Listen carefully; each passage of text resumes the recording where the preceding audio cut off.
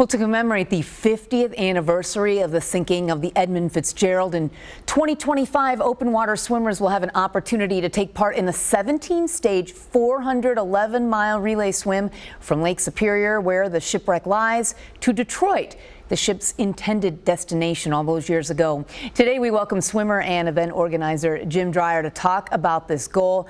And if you could just start, give us a quick overview of the history of the Edmund Fitzgerald. Yes, good morning, Mid-Michigan. Happy to be on the show. Yeah, many people are familiar with the Edmund Fitzgerald and through the Gordon Lightfoot song, The Wreck of the Edmund Fitzgerald, which made it arguably the world's most famous shipwreck not named Titanic. Yeah, it was November 10 of 1975, horrific Lake Superior storm. She was carrying 26,000 tons of iron ore bound for Detroit. And she went down in that horrific storm. She was 17 miles short of making it to the safety of Whitefish Bay. And our swim will actually start above the shipwreck. Still pending a permit to do that, but we're confident we'll get that. And then that first stage of the swim will be closing that same 17 miles that Captain McSorley was desperately trying to make the fateful night the ship went down. Wow. Well, all these years later, 50 years later, what led you to come up with the idea to swim and make the journey? Well, I swam across Lake Superior in 2005, and that was the year of the 30th anniversary.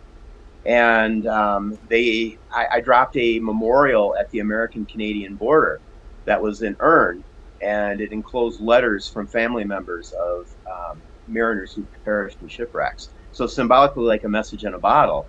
And then I had the honor of ringing the actual Edmund Fitzgerald bell at that ceremony on November 10th of that year to commemorate the 30th. And I was talking about that with some people, and we realized the 50th was coming up. And so I got a hold of the Great Lakes Shipwreck Historical Society, and we started talking about the 50th, and we knew we had to do something special to make sure that the legacy of these 29 mariners who perished lives on. And this is wonderful because money raised helps support the Shipwreck Historical Society, as you mentioned, to preserve the Whitefish Point Light Station.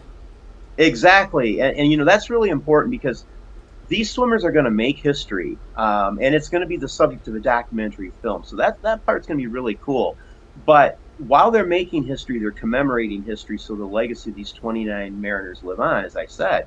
But as you pointed out, by preserving that lighthouse at Whitefish Point, the oldest lighthouse on Lake Superior, it's also safeguarding mariners of today and mariners of tomorrow, especially in that area, that dangerous area they call the shipwreck coast of Lake Superior, where there's over 200 shipwrecks right along Whitefish Point. Wow. Well, we can follow your journey at jimthesharkdryer.com. Jim, thank you so much for talking with us today.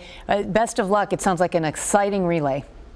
It is going to be epic. Thank you so much. Thank you.